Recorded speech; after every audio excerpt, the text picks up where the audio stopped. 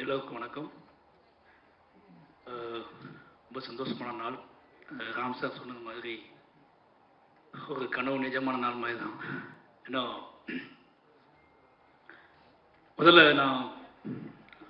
முதல்ல பேச வேண்டிய விஷயத்த பேசிடுறேன். படம் நான் பார்த்துட்டேன். ஒரு மியூசிக்லாம் ரெடியாகிறதுக்கு முன்னாடி பார்த்தேன். நான் ஒரு மிட் நைட்டில் பார்த்தேன் அந்த படம். என்னோடய அசிஸ்டன்ஸோடு தான் அந்த படம் பார்த்தேன். பார்த்து முடிச்சதுக்கப்புறம் மிட் நைட் 2 மணிக்கு 2:30 மணி ஆகிடுச்சு படம் முடியும் போது. ஃபோன் பண்ணி அருண்கிட்ட பேசிலாம் முடிச்சதுக்கப்புறம் ஸ்ரீகணேஷ்க்கு ஃபோன் பண்ணேன். ஏன்னா எப்போவுமே ஒரு 3 மணிக்கு ஒரு டேரக்டர்கிட்ட வந்து அவங்க படத்தை பற்றி பேசுறதுன்னு ஒன்று இருக்குல்ல, அவங்க என்னவா இருப்பாங்கன்னு சொல்லி.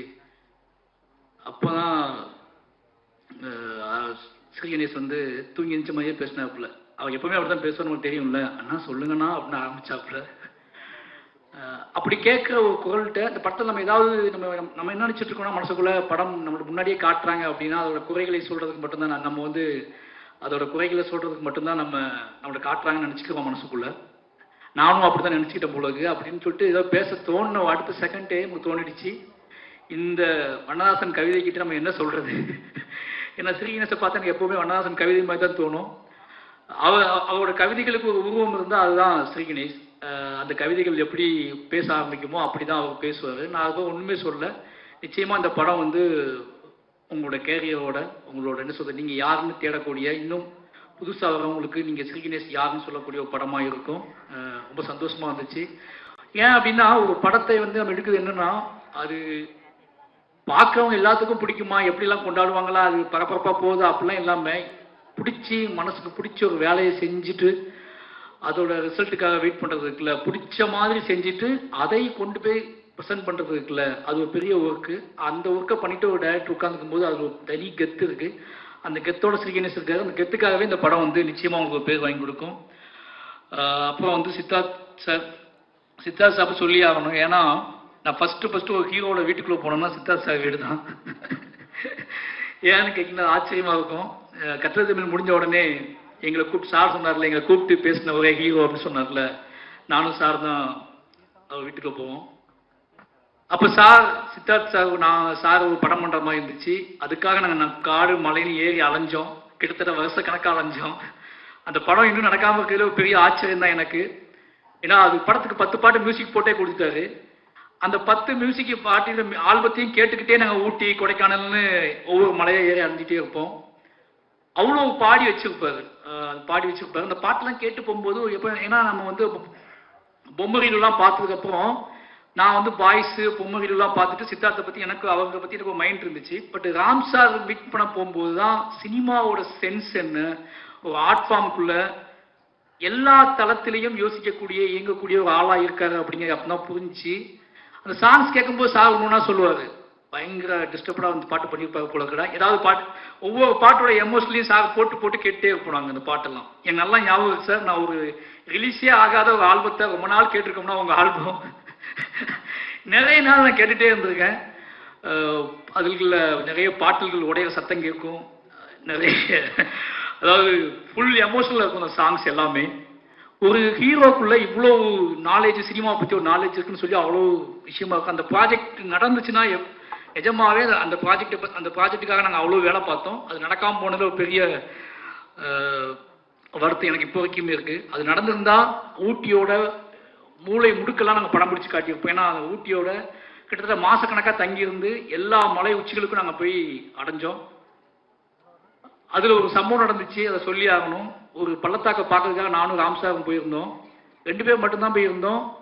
ரொம்ப தூரம் நடந்து போய் மலை உச்சிக்கு போயிட்டோம். உச்சிக்கு போய் ரொம்ப தூரம் அங்கேருந்து திருப்பி வரவே முடியாது, அவ்வளோ தூரத்துக்கு போயிட்டோம். சித்தார்த் சார் படத்துக்கு தான் போய் உட்கார்ந்துருக்கும் போது அது பள்ளத்தாக்கு மூடி இருந்துச்சு பயங்கரமாக. அது எப்போ ஓப்பன் ஆகுமே தெரியலன்னு சொல்லிட்டு இருந்தோம். சார் நான் சொன்னால் நம்ப மாட்டேங்க, சாயங்காலம் வரைக்கும் உட்காந்துட்டு இருந்தோம் 2 பேர். ஓப்பன் ஆகணும்னு சொல்லி ஓப்பனே ஆகலை. அது நாங்கள் 2 பேர் உட்காந்து வேறு கதைகள்லாம் பேசி திரும்பி வந்துட்டோம். அது மாதிரி தான் அந்த ப்ராஜெக்டும் என்னைக்காவது ஒரு நாள் ஓப்பன் ஆகும். அதுக்கப்புறம் team Devani ma'am, Sathkumar sir, Devani ma'am sir என்னை உட்காந்து பேசிட்டு இருக்கும்போது ராம் சார் கேட்டார், டேய் தேவானி மேம் அடிக்கடி ராமண்ணான்னு சொல்லுவார்ல, அது என்ன படம்டா மறந்துடுச்சுடா அப்படின்னாரு. நான் பஞ்சதந்திரம், ஏன்னா நிறைய மிட் நைட்டில் வந்து அவர் பார்க்குற டிவிடி பஞ்சதந்திரம் தான் மைக்கில். அதில் உங்கள் காமெடி ஆகும்போது நாங்கள்லாம் பயங்கரமாக சிரிப்போம் அவர் கலாய்ச்சி. நாங்கள் ஏன்னா இப்போ ஜெயம் ரவி சார் கேட்டார், உங்கள் சார் ரொம்ப சாஃப்ட் ஆகிட்டார் அப்படின்னு கேட்டார். அவர் எப்பவுமே நைட்டு அசிஸ்டன்ட் டைரக்டரோட டிஸ்கஷன் இல்லாத நேரங்களில் ரொம்ப சாஃப்டாக இருப்பார். அப்படி நிறைய நாள் பேசி ஞாபகம் வச்ச ஹீரோயினாக நீங்கள் இருக்கீங்க. ஏன்னா நிறைய ஹீரோயின்ஸ் பேர் அவருக்கு தெரியவே தெரியாது, மறந்துடுவார். ஆனால் உங்கள் நேம் வந்து இப்போ உங்களை பார்க்கும்போதெல்லாம் வந்து அந்த ராமண்ணான்னு கிண்டல் பண்ணி உங்களை ஞாபகம் வச்சுட்டே இருப்பார். இப்போ உங்களை பார்த்தோன்னே அதை கேட்டார் என்கிட்ட. நிச்சயமாக எங்களோட எவர்கிரீன், எங்களோட மைண்டில் இருக்கக்கூடிய, நான் உங்களை பார்க்கும்போது எனக்கு ரொம்ப ஆச்சரியமாக இருந்துச்சு. ஏன்னா சிலவங்க விலகி நம்ம மைண்ட்லேருந்து விலகிடுவாங்க, எங்கேயாவது தூரமாக தெரிவாங்க. நம்மளோட பாலிய கால ஹீரோயின்ஸ் வந்து திடீர்னு ரொம்ப தூரமாக தெரிவாங்க. நீங்கள் இன்னும் பக்கத்திலேயே தெரியுறீங்க, அதுவே எங்களுக்கு ரொம்ப சந்தோஷமாக இருக்குது. சரத்குமார் சார் அவர்கிட்ட சொல்லி ஆகணும். சரத்குமார் பற்றி என்ன சொல்கிறது அப்படின்னு தான், சார் பற்றி என்ன சொல்கிறதுனா, அவருக்கு நான் வந்து திருநெல்வேலின்னு ரொம்ப நாள் நடிச்சுட்டே இருந்தேன் சரத்குமார் சாரை பற்றி. ஏன்னா அவர் எங்கள் ஊர்கார மாதிரியே இருப்பார். அவர் இந்த படத்தில் நான் பார்க்கும்போது முடிவு பண்ணது என்ன அப்படின்னா, ஐயா படத்துக்கு அப்புறம் சரத்குமார் சார்கிட்ட வந்து ரொம்ப மைனூட்டாக அவர் மனசை பேச விட்டு இந்த படத்தை பண்ணியிருக்காரு. அவர் மனசு மட்டும் தான் பேசும், அவர் பாடி பேசவே பேசாது, உடம்பு அப்படியே இருக்கும். முழுக்க அவர் மனசை மட்டுமே பேச விட்டு ஆக்டிங் நடிப்பு வாங்கியிருக்காரு ஸ்ரீ கணேஷ். அது பயங்கரமாக வந்து ஒரு பாறாங்கல், ஏன்னா உடம்பு வந்து ஒரு பாறாங்கல் உள்ள மனசு மட்டும் பேச எப்படி இருக்கும், பாறாங்கல் மாதிரி இருக்காரு அவரு. ஆனால் உள்ள ரொம்ப கனிவா ஒரு பூ மாதிரி, பாறாங்களுக்குள்ள பூக்கள் இருக்குல்ல, சின்ன சின்ன பூஞ்சைகள் இருக்குல்ல, அந்த பூஞ்சைகள் பேசின மாதிரியான ஒரு தொனியில் இந்த படத்தோட ஆக்டிங்கை நீங்கள் வாங்கியிருக்கீங்க. எனக்கு அது ரொம்பவே பார்க்கும்போது பெரிய விஷயம். ஏன்னா ஒருத்தர் இவ்வளோ பிரம்மாண்டமாக தெரிகிறாரு, ஃப்ரேமில் பிரம்மாண்டமாகவே இருக்கிறாரு. அவரால் அவர் சவுண்டு விட்டால் அந்த சவுண்டு நமக்கு தெரியும். அது எதையுமே வர விடாமல் அவர்கிட்ட இருந்து ரொம்ப நுணுக்கமாக அழகாக இந்த ஆக்டிங்கை வாங்கினது நிச்சயமாக அவர் சூப்பராக பண்ணியிருக்காரு. சொன்னார்ல ஸ்ரீ கணேஷ் என்னன்னாலும் அவர் கேட்டதை வாங்கிடுவார்னு சொல்லி, அது மாதிரி நிச்சயமாக இந்த படம் வந்து அதை வேலை பார்த்த நிறைய பேர்த்துக்கு, அந்த முக்கியமாக அந்த சைட் அவங்க பேர் எனக்கு தெரில, இப்போ தான் சொன்னாங்க அவங்க. அந்த கேரக்டர் எனக்கு ரொம்ப பிடிச்சிருந்துச்சு. ஃபஸ்ட்டு எனக்கு பிடிச்ச கேரக்டர் அந்த கேரக்டர். எங்கே அந்த கேரக்டர் அனாதையாக விட்டுருவா அப்படின்னு சொல்லிட்டு ரொம்ப பயந்துகிட்டே இருந்தேன் நான். ஏதோ அது போன போக்கில் போயிடுமோன்னு பயந்துகிட்டே இருந்தேன். திருப்பி அதோட என்ட்ரியும், திருப்பி அந்த கேரக்டர் வந்து அந்த வீடு எப்படி இருந்துச்சுன்னா, எனக்கு அந்த வீட்டில் இருக்கவங்க யாருமே வேற மாதிரி ஒரு உலகத்துல இருந்து ஆட்கள் என்ட்ரி ஆகாத வீடு மாதிரியே இருந்துச்சு. அவங்களாவே அங்கேயே வாழ்ந்துட்டு இருக்க மட்டுமே இருக்காங்களே, இந்த வீட்டுக்குள்ள வேற யாராவது ஒருத்தவங்க உள்ள வந்தா அந்த வீடு எப்படி இருக்குன்னு யோசிச்சுட்டே இருக்கும்போது ஸ்ரீ கணேஷ் கரெக்டா அப்படி ஒரு பொண்ணு அந்த கேரக்டர் உருவாக்கி அந்த வீட்டுக்குள்ள அனுப்புனாரு.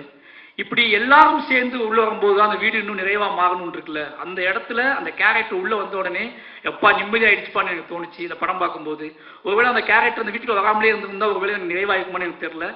அது முதல்ல அந்த கேரக்டர் நீங்க அந்த வீட்டுக்குள்ள கொண்டு வந்து அந்த வீடையும் அடைவதற்கு அந்த கேரக்டர் முக்கியமான பங்கு வகிச்சு நீங்க காட்டினது இருக்குல்ல, அந்த திராணி இருக்குல்ல, அதுக்கே ரொம்ப சல்யூட், ரொம்ப நன்றி. எல்லாருமே ரொம்ப நல்லா பண்ணியிருக்காங்க. கேமரா, மியூசிக், நான் மியூசிக்கில் இன்னும் படம் பார்க்கல, ட்ரெய்லர் மியூசிக் பார்த்தேன், ரொம்ப சூப்பர். கடைசியாக என்னோட நண்பர் அருண் விஸ்வா, நான் ரொம்ப நேரம் பேசுறதுக்கு ஒரே காரணம் என்ன அப்படின்னா, இன்னும் அவருக்கு நாங்கள் எதுவுமே செய்யலை ஒரு டைரக்டர் ஆனதுக்கப்புறம். ஏன்னா அவருக்கு எனக்கு நிறைய செஞ்சுருக்காரு. நினச்சி பார்க்கும்போது ஒரு பெரிய பயணமாக தான் இருக்கும், எமோஷனலான ட்ராவலாக தான் இருக்குது. பெரிய பெருமாள் கதையை தூக்கிக்கிட்டு என் கூட ட்ராவல் பண்ண, எப்படி என் லைஃப்பில் ராம் சார் அப்படிங்கிறது என்னோட அடையாளமும், என்னோட பெரிய என்ன சொல்கிறது, என்னோட ஒரே ஒரு தூண் அப்படின்னு சொல்லிட்டு இருக்கணும். அது மாதிரி அருண் விஸ்வா ரொம்பவே முக்கியமான, என் வாழ்க்கையில் முக்கியமான ஒரு மனிதர். ஏன் நினச்சி பார்க்கவே முடியாத உதவிகள்லாம் பண்ணியிருக்காரு. நிறைய அலுவலகங்கள், கிட்டத்தட்ட ஒரு 50 ஆஃபீஸ்க்கு நாங்கள் போயிருப்போம் பெரிய பெருமாள் ஸ்கிரிப்டை தூக்கிட்டு. நிறைய ஹீரோக்களை தேடி போய் நான் கதை சொல்லியிருக்கேன், அது நடக்கலை. நிறைய விஷயங்கள் நான் பண்ணியிருக்கேன், ஆஃபீஸாக போய் அலைஞ்சிருக்கோம், பண்ணியிருக்கேன், நடக்கலை. எனக்கு மேரேஜ் ஆகி ஒரு 10 டேஸ் கழிச்சு ஒரு ஃபோன் வருது. நான் போகாத ஒரு ஹீரோ கால் பண்ணுறாரு, கதிர். எனக்கு வந்து அவனாவே கால் பண்ணுறான். கதிர் கால் பண்ணி உங்கள்கிட்ட அருண் விஸ்வா ஒரு நல்ல கதை இருக்குன்னு சொன்னார் அப்படின்னாரு. எனக்கு ரொம்ப ஆச்சரியமாக இருந்துச்சு. சரிங்க, மேரேஜ் ஆகிட்டு ஒரு 10 டேஸ் கழிச்சு தாங்க நான் வருவேன் அப்படின்னு சொன்னேன். அதுக்கப்புறம் கால் பண்ணுங்க பேசுகிறேன். ஏன்னா ரொம்ப டயர்டாக இருந்தேன். திருப்பி 1 மந்த் கழிச்சு வரும்போது திருப்பி கதிர் கால் பண்ணாப்புல, மீட் பண்ணலாங்க. அப்படி மீட் பண்ணால் அந்த நாள்லேருந்து அது பெரிய பெருமாள் தொடங்கிடுச்சு. அதுக்கு முன்னாடி பெரிய பெருமாளை தூக்கிக்கிட்டு அலைஞ்ச, அவரோட ஸ்கிரிப்ட் புக் கையில் வச்சுக்கிட்டு என் கூடவே உட்காந்து அலைஞ்சது. அவர் ஈராஸில் வேலை பார்த்தாரு, அவர் வேலை பார்க்குற இடத்துக்குலாம் கூட்டிகிட்டு போனார், பெரிய பெரிய ஆட்கள் அலுவலகத்துக்குள்ள கூட்டிகிட்டு போனார். என்னென்னமோ பண்ணி இந்த படம் வந்துடணும், இந்த படம் வெளியே வந்துடணும் அப்படின்னு சொல்லிட்டு ரொம்ப மாரி செல்வராஜ் டைரக்டர் ஆக்கணும்னு ஆசைப்பட்ட 2வது ஜீவனாக இருந்தார். ராம் சார் இருக்காருன்னா ராம் சாருக்கு அடுத்து அருண் விஸ்வா வந்து எப்படியாவது மாறி டைரக்டர் ஆக்கிடணும் அப்படின்னு சொல்லிட்டு. ஏன்னா அவ்வளோ இன்னும் சொல்ல போனால் ரொம்ப கரெக்டாக ஓப்பனாக சொல்லணும்னா எனக்கு சினிமாவுக்குள்ள ராம் சாரை தாண்டி ஒருத்தர் ரிலேஷன்ஷிப்பாக கிடச்சிச்சு. நம்ம டோனில் இல்லாமல் சார் சொன்னார்ல பணக்காக போய் டோனில் இருப்பாருன்னு சொல்லி அப்படி ஒருத்தர் நம்மகிட்ட பேசுகிறாரு அப்படிங்கிறது பெரிய ஆச்சரியமா இருந்துச்சு. அவர் என்னை நம்பி செல்வம்னு கூட்டிகிட்டே அலைஞ்சாரு. ஒருவேளை அருண் மாதிரியான மனிதர்கள் சந்தித்து என்னை கூட்டிக்கிட்டு அலையலாம் நான் சீக்கிரமாக டைரக்டர் ஆகி பண்ணான்னு எனக்கு தெரியாது. அவ்வளோ நம்பிக்கையோட என்னை எல்லா அலுவலகத்துக்கும் கூட்டிகிட்டு போய் அவர் நான் டைரக்டராக இருக்கேன்னா அது முக்கியமான பங்கு, அவரோட பங்கு அது முக்கியமான ஒரு பங்கு. அது என்றைக்குமே மறக்க முடியாது.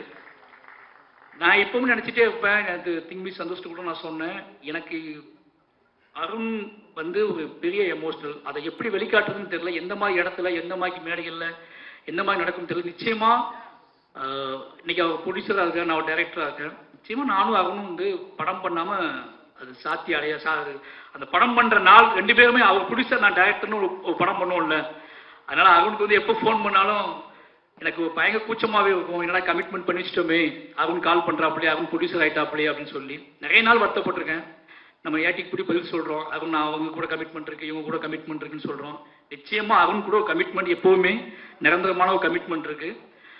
எவ்வளோ சிக்கல்கள் இருந்தாலும் அருண் கூட படம் பண்ணிட்டு தான் சினிமா விட்டு போகணும் அப்படிங்கிறத ரொம்ப தெளிவாக இருக்கேன். அருண் நிச்சயமாக அதில் எந்த மாற்றுக்கருத்தும் கிடையாது. நீ எப்படியாவது ஒரு படம் அவங்க கூட பண்ணியே ஆகணும். 2 பேரும் சேர்ந்து ராம் சார் நீங்கள் நானும் 3 பேர் நின்று அந்த படம் ஒரு பெரிய வெற்றி அடைய படமாக நிச்சயமாக உங்கள் லைஃப்பில் நீங்கள் சந்தோஷப்படுக்கு நம்ம நட்பை கொண்டாடக்கூடிய ஒரு நாளாக அந்த நாள் இருக்குன்னு நினைக்கிறேன். எனக்கு என்ன சொல்லணும்னு தெரியல, ரொம்ப எமோஷனலாக இருக்குது. ஏன்னா உங்கள் அம்மா அப்பா தெரியும், எனக்கு உங்கள் வீடு தெரியும். நிஜமாவே எங்களுக்கு கிடைக்கக்கூடிய மேடைகள் எல்லாமே நல்லா பார்த்தீங்கன்னா நாங்கள் போகிற மேடைகள் எல்லாமே ஏதோ வகையில் எமோஷனலான மேடையாக இருக்கும். நிறைய பேர் என்கிட்ட கேட்பாங்க, என் ஒய்ஃப்லாம் கேட்பாங்க, என்ன எப்போ எமோஷனலாக பேசுகிறேன்னு. கீழே ஒன்றா விளையாண்டு தெருவில் சண்டை போட்டு நடக்குமா நடக்காது இந்த கனவெல்லாம் நிஜமாக ஒரு பாட்டு ஓடிச்சில்ல, அந்த பாட்டு மாதிரி நிறைய கனவு கண்டு அங்கே நின்று இங்கே நின்று நிறைய ஆடியோ லான்ச்சை பார்த்து பேசி நமக்கு நடக்குமா ஆகணும் அப்படிலாம் கனவோடு நெளிஞ்சு அலைஞ்ச ஆட்கள். நான் ஏறுற மேடை பாதி மேடை அப்படி கனவோடு நம்ம கூட இருந்து ரொம்ப வாழ்க்கையில் ஜெயிப்போமா தோப்பமான்னு யோசிச்சுக்கிட்டு இந்த மனுஷனே ஜெயிச்சிருக்காங்க இப்போ. அதனால எல்லா மேடைகளுமே ரொம்ப எமோஷனல் மேடை ஆகிடுது. இன்னைக்கு பாருங்க, இன்னைக்கு ராம் சார் படத்தோட ஆடியோ லான்ச் நடக்குது, அருண் படத்தோட ஆடியோ லான்ச் நடக்குது. 2 படம் ஒரே டேட்டில் ரிலீஸ் ஆகுது. நான் அருண்கிட்ட கேட்ட அருண் என்ன ஒன்றும் ஒரே டேட்டில் ரிலீஸ் ஆகுது அப்படின்னு. அது உண்மையாகவே இந்த மாதிரியான நாட்கள்லாம் நாங்கள் இயங்கி இருக்கோம். நிச்சயமா அருண் மேல பொறாமையும் பெருமையும் இருக்கு. என்ன பெருமை அப்படின்னா, இந்த மாதிரி ஒரு படத்தை எடுத்துட்டு தைரியமா கெத்தா அவர் என்னன்னா இன்னும் ஒரு அவர் நினைச்சா எந்த மாதிரி இப்போ இங்க பேசின 10 டைரக்டரும் ஃப்ரெண்ட்ஸ் தான், எல்லாருமே ஃப்ரெண்ட்ஸ். சினிமாவில் ஃப்ரெண்ட் இல்லாத ஆளே கிடையாது, எல்லாத்தையும் ஃப்ரெண்டு. ஜெயிக்கணும் பணம் சம்பாதிக்கணும் மட்டுமே நோக்கமாச்சு எப்படியாவது படங்கள் பண்ண முடியும். ஆனால் குவாலிட்டி என்னோட படம் அருணோட படம் இது, அருண் சாந்தி டாக்கீஸோட படம் இது அப்படின்னு சொல்ற மாதிரி படங்களை பண்ணணும்னு சொல்லிட்டு அவ்வளோ ஆசைப்படக்கூடியது அருண் தான். அதோட பெரிய பெரிய விஷயம். அப்போ இன்னொரு முக்கியமான விஷயம் என்ன அப்படின்னா, எல்லாருமே அருணை சொல்ற விஷயம் என்ன தெரியுமா, அவள் செலவு பண்ணுறான், பயங்கரமா சினிமாவை நேசிப்பான், சினிமா பேஷன், சினிமாவுக்காக என்ன வேணாலும் பண்ணுவான், சினிமாவுக்காக அது ஒன்று போதும். ஏன்னா ராம் சாரே சொல்லுவார், என்னடா அவன் இவ்வளோ பண்ணுறான் சினிமாவுக்காக அப்படின்னு சொல்லி. அதுவும் நிச்சயமா உங்க மனசுக்கு சொல்றேன், உங்களோட இதுக்காகவே சொல்றேன், நிச்சயமா நீங்க ஜெயிச்சுட்டே இருக்கணும். இந்த திருப்பிகை படத்தை பத்தி சொல்லணும் அப்படின்னா, அன்னைக்கு நைட் என் ஒய்ஃபே எங்களோட படம் பார்த்தாங்க. நான் எமோஷனல் ஆனதை விட என் ஒய்ஃப் அதிகமாக எமோஷனல் ஆனாங்க. ஏன்னா எனக்கு நான் பிறக்கும்போது ஒரு ஓட்டு வீடு இருந்துச்சு, கிராமத்துல சொந்தமாக எனக்கு ஓட்டு வீடு இருந்துச்சு. கண்ணை முழிச்சு பார்க்கும்போது மேலே ஓடு தெரிஞ்சிச்சு, அந்த ஓடு என்னோடதான் இருந்துச்சு, அந்த நிலம் என்னோடதான் இருந்துச்சு. ஆனால் என் மனைவிக்கு அப்படி இல்லை. அவங்க ரொம்ப கண்ணீர் விட்டு அழுதாங்க. இந்த படத்தை நிச்சயமா நான் பேசுறதை விட அவங்க தான் பேசியிருக்கணும். ஏன்னா இந்த படத்தோட முழு எமோஷனலும் அவங்ககிட்ட தான் இருந்துச்சு. எனக்கு ரொம்ப ஆச்சரியமா இருந்துச்சு. 2 மணிக்கு அவங்க பயங்கரமா 3 மணிக்கு அவங்க பயங்கரமா அழுதாங்க. எனக்கு அவங்க அழும்போது தான் தெரிஞ்சு இந்த படம் எவ்வளோ பெரிய தாக்கத்தை ஏற்படுத்திருக்குன்னு சொல்லி. கிட்டத்தட்ட அவங்க பேசிக்கணும்னு ஆசைப்பட்டேன், தவிர்க்க முடியாது சொல்லலாம், அவங்க வரல. ஏன்னா அவங்க இன்னைக்கு அவங்களுக்கு முதல் சொந்த வீடாக போனது, நாங்கள் கல்யாணம் ஆகி போனது அவங்க சொந்த வீடு, அவங்க வாழ்ந்த சொந்த வீடு. அது வரைக்கும் அவங்க சொந்த வீட்டிலே இருந்தது கிடையாது. நாங்கள் காதலிச்சுட்டு இருக்கும்போது, நான் ஏன் ரொம்ப நேரம் பேச சொல்லியிருக்கேன் முதல்ல, நான் அவனுக்காக பேசுனதுக்காக பேசுகிறேன். நாங்கள் காதலிச்சுட்டு இருக்கும்போது அவங்க ஒரு 4-5 வீடு மாறிக்கிட்டே இருப்பாங்க. நான் தான் திங்ஸ்லாம் தூக்கிட்டு போயிட்டே இருப்பேன். அவங்க ரொம்ப டிஸ்டர்படாக இருக்கும். லவ் பண்ண பையன் வீட்டுக்கு வந்திருக்கான், அவனுக்கு நம்ம வேலை கொடுத்துட்டே இருக்குமே, இந்த வீட்டில் வீட்டை காலி பண்ண சொல்லிட்டாங்க, நீ வரதுனால வீட்டை காலி பண்ண சொல்லிட்டாங்க, ஒரு பையன் வந்துகிட்டே இருக்கான் வீட்டை காலி பண்ண சொல்லிட்டாங்க அப்படின்னு சொல்லி திருப்பி நாங்கள் வீடு தேடி அடைவோம். அந்த வீட்டுக்கு நான் தான் திங்ஸ் தூக்கிட்டு போவேன். பரியேறும் பெருமாள் கமிட் பண்ணியதுக்கு அப்புறம் கூட, பரியேறும் பெருமாள் ஷூட்டிங் முடிஞ்சதுக்கு அப்புறம் கூட நான் வந்து ரிலீஸ் ஆகிறதுக்கு முன்னாடி சேலம் மாநகரத்தில் நான் வீடு தேடி அலைஞ்சிருக்கேன். திங்ஸ் எல்லாம் தூக்கிட்டு அலைஞ்சிருக்கோம். அவங்க கூடயே நான் வீடு தேடி கிட்டத்தட்ட 6-7 வீடு மாறிக்கிட்டே இருந்தேன். அப்படி பரியேறும் பெருமாள் ரிலீஸ் ஆகிற வரைக்கும். அதுக்கப்புறம் சென்னை வந்து நான் டைரக்ட் ஆனதுக்கப்புறம் வீடு தேடி அலைஞ்சிட்டே இருந்தோம். அப்போ தான் எனக்கு புரிஞ்சிச்சு அவங்க ரொம்ப எமோஷனல் ஆவாங்க. ஏதாவது சொந்த வீடு வாங்க சொல்லிட்டே இருப்பாங்க. எனக்கு சொந்த வீடை பற்றி கவலையே இருந்தது கிடையாது. ஏன்னா நான் ராம்சா கூட இருந்தவன். எனக்கு எல்லாமே ஒரே மாதிரி ஃபீல் ஆகும். எனக்கு வந்து சொசைட்டியோட சமூகம் என்னை எப்படி நடத்துது, சமூகம் என்னென்ன இன்ட்ராக்ட் பண்ணுது, எனக்கு வெளி உலகம் தான் தெரு என்னை எப்படி நினைக்குது அப்படின்னு தான் நான் ரொம்ப மைண்ட் செட்டாகவே இருப்பேன். என் வீட்டுக்குள்ளே நான் எப்படி இருந்தேன்னு நான் யோசிச்சதே கிடையாது. என் வீட்டுக்குள்ளே நான் பயங்கரமாக அது ஃபீலாகவே இருந்தது கிடையாது. என் வீட்டில் நான் வந்து தூங்குவேன், எழுந்துச்சு போவேன். அதனால் வீடை பற்றி எனக்கு எந்த கனவுமே இருந்தது கிடையாது. சமூகத்தை பற்றியான கனவு தான் அதிகமாக இருந்தது. ஆனால் என் ஒய்ஃபுக்கு வீடு பற்றியான கனவு அதிகமாக இருந்தது. அதுக்கு காரணம் அவங்க 3 பேருமே பெண்கள், அப்பா இல்லை. 3 பெண்களுக்கு ஒரு நிலையான வீடு ரொம்ப எமோஷனலாக இருந்தது. அதனாலே அவங்க வீடு வாங்க சொல்லிட்டே இருப்பாங்க. பரியேறும் ஹிட்டான உடனே எதை பற்றி யோசிக்காம ஒரு வீடு வாங்கிட்டு அப்படின்னு சொன்ன உடனே கர்ணன் முடிச்சுன்னா அவங்க சொந்த வீடு வாங்கி கொடுத்துட்டேன். நான் அந்த வீட்டை தான் இப்படி இருக்கும். எனக்கு நான் யோசிச்சு பார்க்கும்போது இது ஒரு பெரிய விஷயமா, நான் அந்த வீட்டை பார்க்கறதுக்கும் போகல, அந்த வீட்டை பற்றி எதையும் யோசிக்கவும் போகல. வீட்டை பார்த்தோம், இது இப்படி ஆகணும், இது இப்படி ஆகணும்னு எதுவுமே யோசிக்கல. வீட்டை வாங்கி வாழ்ந்துட்டோம். அதுக்கப்புறம் தான் கொஞ்சம் கொஞ்சமாக ரெடி பண்ணும்போது தான் தெரிஞ்சு வீடு எவ்வளோ முக்கியமான விஷயம் அப்படின்னு தெரிஞ்சு எனக்கு அது தெரியவே இல்லை. பட் திருப்பிகேச்சிகே படம் பார்த்துட்டு அவங்க ரொம்ப நேரமாக அழுதுட்டு இருந்தாங்க. ரொம்ப நேரமாக அழுதுட்டு இருக்கும்போது காரணம் என்னன்னா, இப்போ யோசிச்சு பாரு, சத்யகுமார் சார் வந்து அப்பா இருக்காரு. அப்பா அவங்க தூண் மாதிரி இருக்காரு. ஒருவேளை சத்யகுமார் சார் இல்லாமல் எங்கள் அம்மா மட்டும் யோசிச்சு பாரு எப்படி இருக்கு இந்த கதை அப்படின்னு சொல்லி. எங்கள் அம்மா மட்டும் தான் இருந்தாங்க அப்படின்னு சொன்னாங்க. எனக்கு அப்போ தான் புரிஞ்சிச்சு ஒரு கூட்டோட வேல்யூ. இப்போ சார் சொன்ன மாதிரி இந்த வீட்டில் நம்ம இறந்து போனதுக்கப்புறம் இந்த வீட்டுக்குள்ள தான் நம்ம பிள்ளைங்க இருப்பாங்க, இந்த வீட்டுக்குள்ள தான் நம்ம பிள்ளைங்க விளையாடுவாங்க அப்படிங்கிறத பார்த்துட்டு நம்ம போகிற உணர்வு இருக்குல்ல. அப்போ தான் எனக்கு புரிய ஆரம்பிச்சிச்சு. நானே அருண்கிட்ட ஃபோன் பண்ணி, அருண் நான் வந்து இந்த படத்தை நான் ஒரு பாயிண்ட் ஆஃப் வியூவில் பார்த்தேன், என் ஒய்ஃப் ஒரு பாயிண்ட் ஆஃப் வியூவில் பார்த்துருக்காங்கன்னு சொல்லி அது மிட் நைட் நான் பேசிகிட்டே இருந்தேன். நிச்சயமாக இந்த படம் நேர்மையான கலைஞர்களால், நேர்மையான டீமால் ரொம்ப எமோஷனலாக, ரொம்ப நெருக்கமாக மக்களை நம்பி எடுக்கப்பட்ட படம். இந்த படம் நிச்சயமாக சொல்கிறேன், இந்த படம் மக்களை நம்பி எடுக்கப்பட்ட படம், மீடியாக்கள் நம்பி எடுக்கப்பட்ட படம். ஒவ்வொரு சராசரி மனுஷனோட கனவு ஒவ்வொரு சார்ந்த விஷயமா இருக்கும். அப்படி ஒரு பெரும் கனவை நம்பி வாழக்கூடிய நிறைய குடும்பங்களை பற்றியான கதை. நிச்சயமாக இந்த படத்தை மக்கள் தியேட்டரில் வந்து ஜூலை 4 ரிலீஸ் ஆகுது. ஒவ்வொரு மக்களுமே, ஒவ்வொரு மனுஷங்களுமே ஏதோ இப்போ டூரிஸ்ட் ஃபேமிலி ஒரு ஹிட் ஆகிருக்கு. எனக்கு மெட்ராஸ் மேட்னி ரொம்ப தாமதமாக தான் பார்த்தேன். மெட்ராஸ் மேட்னி வந்து எனக்கு அது எப்படி இன்னும் பெருசாக போக வேண்டிய படம். ஏன்னா எனக்கு அவ்வளோ ரொம்ப எமோஷனலாக பிடிச்சி அந்த படம். அது மாதிரி இந்த படம் வந்து ஒரு மிகப்பெரிய வெற்றி படமாக அமையணும். எனக்கு அது மட்டும் தான் பெரிய ஆசை. ஏன்னா இந்த படம் அத்தனை விஷயங்களையும் இந்த படத்துக்குள்ளே இருக்குது. அதுக்கு ஒரே ரீசன் என்னன்னா, இந்த படம் உண்மையாக இருக்குது, உண்மையாகவே எடுக்கப்பட்டிருக்கு. அத்தனை பேர் மனசுக்குள்ள இருந்தும் ஸ்ரீகணேஷ் பேச முயற்சி பண்ணியிருக்காரு. தேவானி மேம் சொன்னாங்கல்ல, நான் நிஜமா மேம் படம் பார்த்துட்டு இருக்கும்போதே தேவானி மேம் எந்த பாயிண்ட்ல பேச போவாங்கன்னு பார்த்துட்டே இருக்கேன். நீங்கள் பேசவே மாட்டீங்க படத்தில், எந்த இடத்துல நீங்கள் பேச போறீங்கன்னு பார்த்துட்டே போனாங்க. ஒரு 4-5 இடத்துல தான் நீங்கள் பேசுறீங்கன்னு நினைக்கிறேன். அந்த 4-5 இடத்துல பேசும்போது பூ பூக்கிற மாதிரி இருந்துச்சு அந்த வீட்டுக்குள்ள. நீங்கள் பேசுகிற பாயிண்ட் தான் அந்த வீட்டுக்குள்ள பூ பூக்குது. நீங்கள் ஒவ்வொரு டைம் பார்த்தீங்கன்னா நீங்கள் எப்போ பேசுறீங்களோ அந்த இடத்துல தான் அந்த பாட்டோட மியூசிக்கே மாறுது. அந்த நீங்கள் பேசின உடனே மியூசிக் மாறிடுது. நான் பார்த்த விஷயம்ல நீங்கள் பேசுகிற தொழில அந்த இடம் மாறிடுது. ஒரு சித்தார்த் சாரோட ஆக்டிங், நான் சொன்னேன் சித்தார்த் சாரை வந்து இந்த படம் கதை தெரியும் போது நான் சொன்னேன், சித்தார்த் சாரை வந்து ஜீனியஸ் இல்லை, அவருக்கு இங்கிலீஷ் தெரியல, அவரை வந்து இதெல்லாம் ஒத்துக்குவாங்களா, ஒரு மிடில் கிளாஸ் பையனா ஒத்துக்குவாங்களான்னு கேட்டேன். சார் நம்ப வச்சுருக்கீங்க. நீங்கள் ஒரு இன்டர்வியூல போய் உட்கார்ந்து யோசிச்சுட்டு இருக்கும்போது நான் பார்த்துக்கிட்டே இருந்தேன். நேரம் ஆக ஆக ஆக நீங்கள் வீடுகள், அதாவது என்ன சொல்றது, இது வரைக்கும் நுழையாத வீடுகளுக்குள்ள நுழைஞ்சி அந்த வீட்டுக்குள்ள இருந்து பேச ஆரம்பிக்கிறீங்க. உங்களோட ஆக்டிங்கும் உங்களோட சென்சிபிளும் இந்த கதையோட நேர்மையை நீங்கள் புரிஞ்சுக்கிட்டதுனால தான் ஏதோ வகையில் அதை தென்பட்டுக்கிட்டே இருக்கு. எனக்கு ஃபர்ஸ்ட் நான் பயந்தேன், ஓப்பனாக சொல்லணும்னா இது எப்படி இந்த வீட்டுக்குள்ளே எப்படி சித்தார்த் செட் ஆவாங்க அப்படின்னு நினச்சிக்கிட்டே இருந்தேன். ஆனால் அது நீங்கள் தெருவில் அலையும் போது, உட்காரும் போது, அப்பாவை பார்க்காம குனிஞ்சிக்கிட்டு நடந்து வரும்போது அப்போ தான் புரிய ஆரம்பிச்சு. ஏன்னா எனக்கு அப்படி கிடையவே கிடையாது லைஃப்.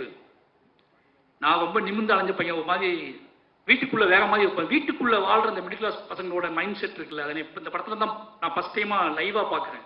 எனக்கு அப்படி இருந்ததே கிடையாது. எங்கள் வீடு திறந்தே கிடக்கும், வாசலும் கிடையாது, முன்பக்கம் கிடையாது, பின்பக்கம் கிடையாது. இப்படி அடைப்பட்ட வீட்டுக்குள்ள எனக்கு ஒரு சீன் போகுது சார்.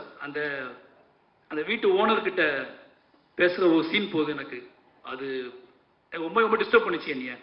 ஏன்னா ராம் சார் நானும் நிறைய ஓனர்கிட்ட அப்படி கஷ்டப்பட்டிருக்கோம். தூக்கிட்டு அலைஞ்சிக்கிட்டே வைப்போம். பில்டிங் தூக்கிட்டு பாட்டு சத்தமாக வந்துச்சுன்னா மறுநாள் காலம் கதவை கட்டிடுவாங்க.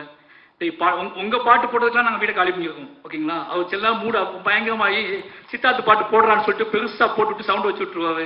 மறுநாள் காலையில் இருந்து வீட்டை காலி பண்ணி சொல்லிடுவாங்க. இப்போ திங்ஸை தூக்கிட்டு வேற வீட்டுக்கு போவோம். ஏதோ வகையில் இந்த படம் அருணுக்காக, வெறுமன அருணுக்காக மட்டும் இல்லாமல் அருண் போன்றே டைரக்டர், அருண் மாதிரியே ஹீரோ, இது எல்லாருமே சேர்ந்து அமைஞ்சிருக்காங்க. நிச்சயமா இந்த படம் மிகப்பெரிய வெற்றி அடையணும். எப்படி குறிஞ்சி பூக்களை அது நம்பி குட்டி குட்டியா இந்த மாதிரி விஷயங்களை நம்பி, மக்களை நம்பி ஒருத்தர் உழைச்சி இவ்வளவு நாள் உழைச்சி அதை கொண்டு வந்து கொடுக்கறது முழுக்க முழுக்க மக்களை நம்பி மட்டும்தான். வேலை பார்க்கும் போதே நிறைய பேர் சொல்லுவாங்க இது ஒர்க் அவுட் ஆகுமா ஆகாதா அப்படின்னு நிறைய பேர் பேசுவாங்க. ஆனால் அதையும் தாண்டி ஒரு கிரியேட் நினைக்கிறது மக்கள் இருக்காங்க. மக்கள் ஏதோ உனக்கு இயங்குறாங்க, அவங்களுக்கு நம்ம இதை கொடுப்போம், அவங்க சொல்லட்டும் நம்பி தான் எடுக்கிறாங்க. அப்படி எடுக்கப்பட்ட படம் BHK. நிச்சயமா இந்த மக்கள் கொண்டாடுவாங்க நம்புறேன். அப்படி ஒரு பெரிய வெற்றியில் உங்களை சந்திக்கிறேன். நன்றி. ஆனால் நான் ஒரு ஃபோட்டோ மட்டும் எடுத்துக்கலாம்னா நீங்களும் அருணனும் இருக்கிற மாதிரி. ஸோ ரொம்ப முக்கியமான விஷயம் சுவாதி உண்மையிலே சுவாதி எங்கள் வீட்டில் ஒருத்தங்க மாதிரி தான். சுவாதி ஏன்னா அருண் அழகு, ரொம்ப அருண் எப்போவுமே ரொம்ப அழகாக இருப்பார். சுவாதியோட இருக்கும்போது மட்டும் அருண் ரொம்ப அழகாக தெரிவார். ஏன்னா அருணுக்குள்ளே அருண் என்ன மாதிரி கேரக்டர்னு நமக்கு தெரிஞ்சுக்கணும் ஆசைப்பட்ட சுவாதியை பார்த்தா தெரிஞ்சிடும். சுவாதி தான் அருண். ரொம்ப சந்தோஷம் சுவாதி, இன்னைக்கு நீங்கள் ஒரு தயாரிப்பாளராக நீங்கள் வந்து இருக்கிறதுக்குல ரொம்ப சந்தோஷம். ஏன்னா நானும் என்னோட மனைவியை தயாரிப்பாளர் ஆக்கியிருக்கேன், அருணும் தயாரிப்பாளர் ஆக்கியிருக்காங்க. ராம் சார் ஏதோ எல்லாரும் நினச்சிட்டு இருக்காங்க ராம் சார் பண்ண பிரம்மாண்டங்கள்ல நாங்களாம் இருக்கோம். எல்லாமே ராம் சாரால் நிகழ்ந்தது. அப்படி நிகழ்த்தப்பட்ட ரெண்டு பேர் வெற்றியாளர்கள் தான் நானும் அருணும். ரொம்ப நன்றி சுவாதி. தேங்க்யூ.